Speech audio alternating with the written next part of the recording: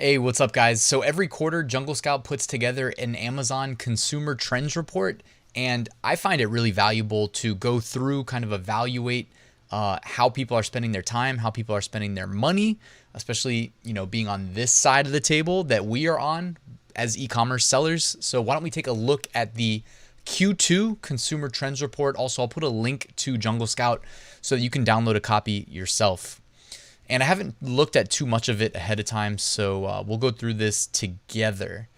So here's the introduction, key takeaways. I'll just read the bullet points, the headers. It says fast and low cost shipping is now essential for keeping online shoppers happy. When ordering online, 80% of consumers expect free shipping when ordering a certain dollar amount of items, and 66% expect free shipping for all orders.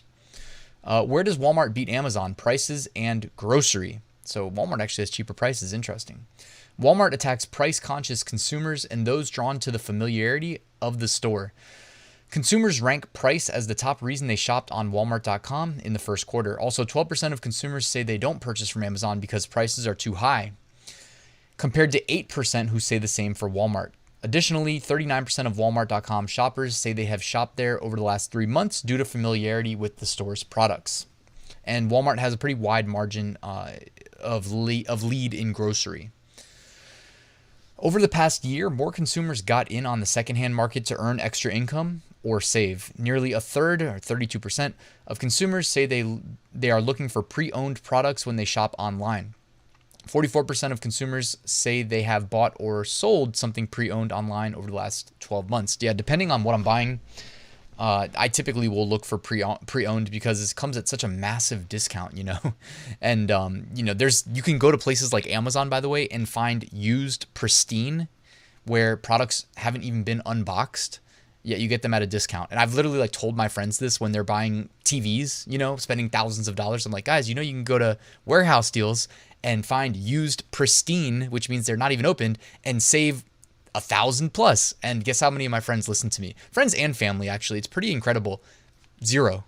I don't know. It's like talking to a wall. I'm like, guys, no, seriously, it's not even open box. You can get it at a massive discount. It's as if I never said those words. And I do it all the time, just as almost like a litmus test if somebody will eventually listen, but nobody does. But now you guys know. Amazon warehouse deals, okay? Table of contents. All right, so we'll skip through there and let's just kind of breeze through this. How long is this document? All right, 47 pages. Let's just kind of go through quickly. Q2 Insights, Consumer Preferences a Year into COVID. All right, so as far as lifestyle and priorities, how did employment and income change during the pandemic? Looks like 56% are employed, either full-time or part-time. 36% that were polled were student, retired, and other. 4% were unemployed, not related to COVID-19, and 4% were unemployed due to COVID-19. It's funny. Where is the, maybe it's in the 36%. I was going to say the unemployed by choice crowd, right? 64%, the income remained the same. 21% gained higher income, 12% lower income, which honestly, if anybody's been following the price of assets and commodities, the inflation that we've seen in them, that's just led to a wider wealth disparity gap between the elite ultra rich who own all the assets and the people that own no assets, which is representative of the majority of people on earth. Not a good thing. But at the same time, if you understand the game and how it's played, you can use it to your benefit, to at least at a minimum preserve your buying power. If it sounds like I'm speaking a foreign language, guys, I do have an investing channel if anybody wants to check it out. I always put a link in the description, and I do touch on some of these topics. All right, life in lockdown. What lifestyle changes did people experience over the last 12 months? 18% adopted or bought a new pet. Now, why are we sharing that detail? Well, if we're print-on-demand sellers, this is a great opportunity. Opportunity is knocking to sell print-on-demand pet supplies. If you're an FBA seller, I do both, why not look into what people buy when they get a new pet? This is probably as good a market as we're ever going to have. I mean, we may be on the tail end of it. We'll see. But as far as selling to new pet owners, okay, this is stuff that we honestly, if we're forward thinkers too, maybe we could have projected. 13% changed jobs, 12% moved homes. When you switch homes, what do you buy? Think of that sort of thing. Bought a home, 11%. Sold a home, 7%. Became engaged or married. Okay, print-on-demand sellers Where are the engaged and married t-shirts? You know, there's a wide array of sub-niche potential plus niche slash 2021 or niche slash 2020 potential as far as like married or engaged, and put that like modern spin on it. And had or adopted a child, 6%. So again, new babies as well. Lots of potential there for the print on demand and FBA crowds, guys. Lots of opportunity, really. I mean, if you're hungry for it, it's there. Nearly 1 in 5 consumers welcomed a new pet in the last 12 months. So the people that wrote this Jungle Scout were thinking exactly what I was thinking as well. And what U.S. consumers are prioritizing in the second quarter 2021, family, 65%.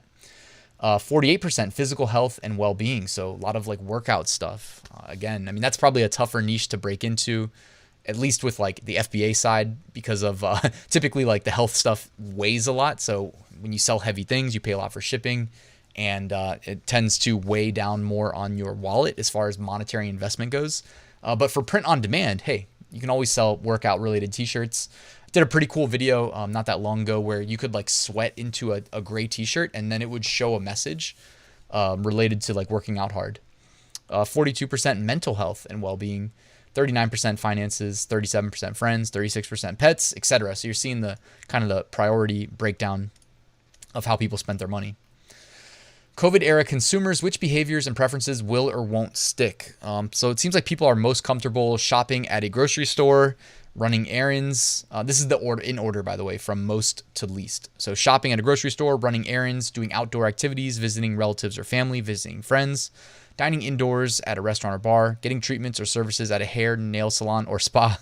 I wonder if that factors into the mental health well-being, right? Just going to get your nails done, get your hair done. For me, I love to get massages. That's my thing. Me and Marielle go all the time.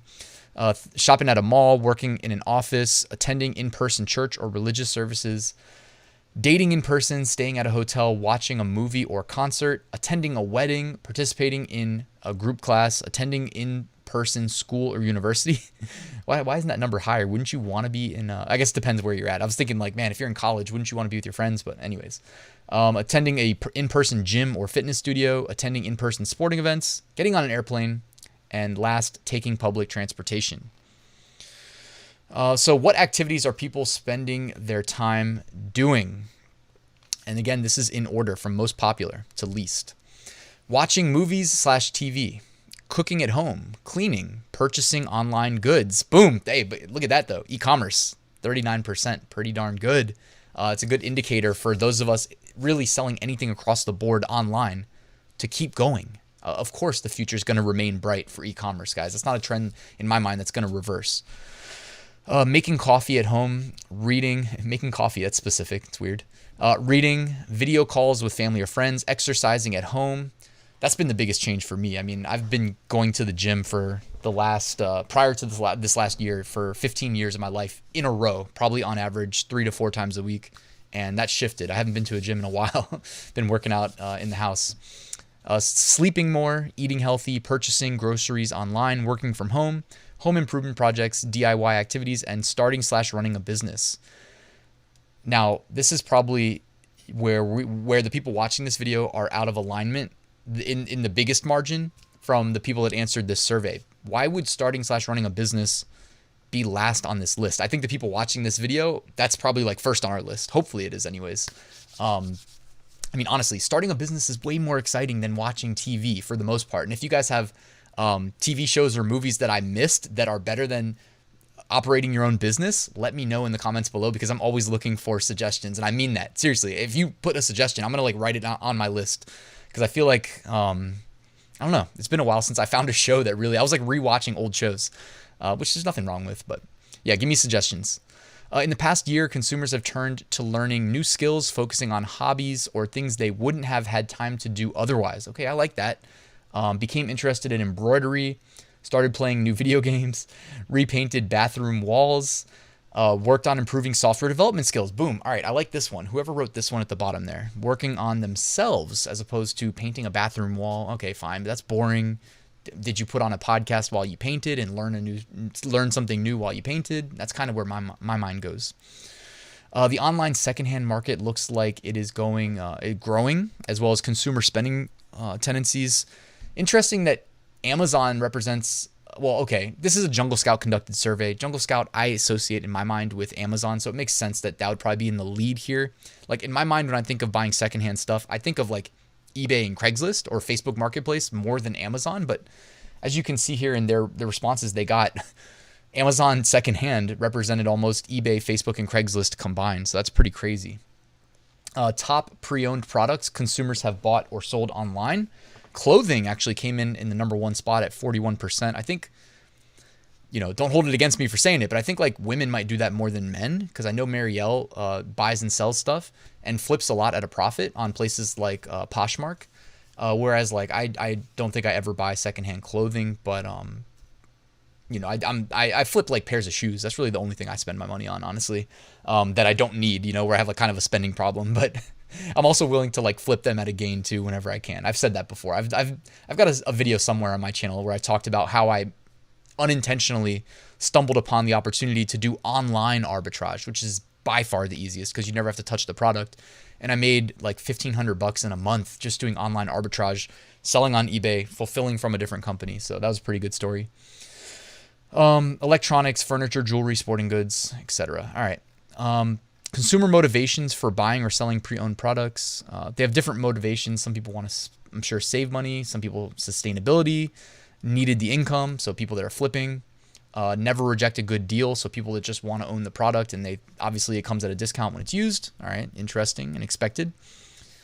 Delivery and shipping during the pandemic. It looks like, as far as consumers' online delivery expectation, this might as well be called the Amazon effect, because prior to Amazon, did anybody ever buy something online and expect it to show up same day? Like, no, not unless you're on Craigslist and you go and you get it yourself, right? 9% same day shipping expectation, 18% next day shipping expectation, which again, depending on where you live, you may get the next day Amazon shipping just based on like what you ordered and if it's in the closest local warehouse, and that is, it's commendable that Amazon set up this AI probably driven, right, infrastructure that enables them to ship things out so fast.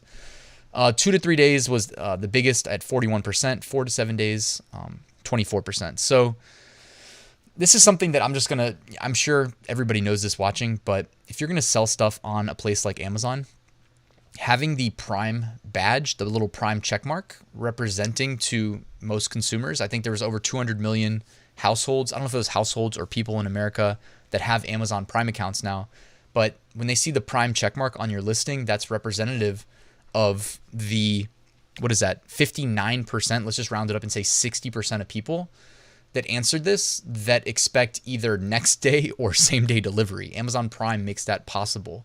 And I don't know, I've never really bought Walmart from Walmart and had like Walmart Plus. I don't even pay for Amazon Prime, honestly. I have access to an account if I need it, but I'm typically like willing to like order ahead of time and wait. But when we're looking at this as sellers, we need to play the game. And if there's 200 million people or households with Amazon Prime accounts, then yeah, they care about free shipping and fast shipping. So we want to sell Prime eligible products, which means selling them as FBA instead of FBM if we're selling physical goods, or if we're selling like Amazon merch or print on demand, prioritize Amazon merch. Also, you can sell clothing and apparel as FBA through Seller Central. I have done that in the past. I've mentioned that gearbubble.com is the only company I know of that will accommodate like what you would normally sell as print on demand, but you can actually like reach out to them ahead of time and order ahead of time, and they know how to accommodate FBA and ship into FBA for you. So that's pretty cool. They specialize, at least in my mind, in like coffee mugs primarily, but they do a great job with jewelry and whatnot.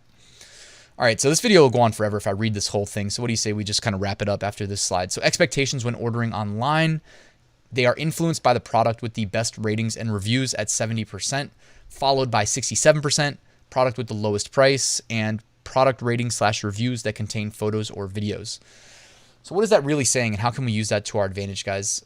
For one, like you're not going to get reviews on a brand new listing, so there's no better time to start selling online than now, or honestly than yesterday. If you can get a time machine and go backwards, which let me know if you figure that out.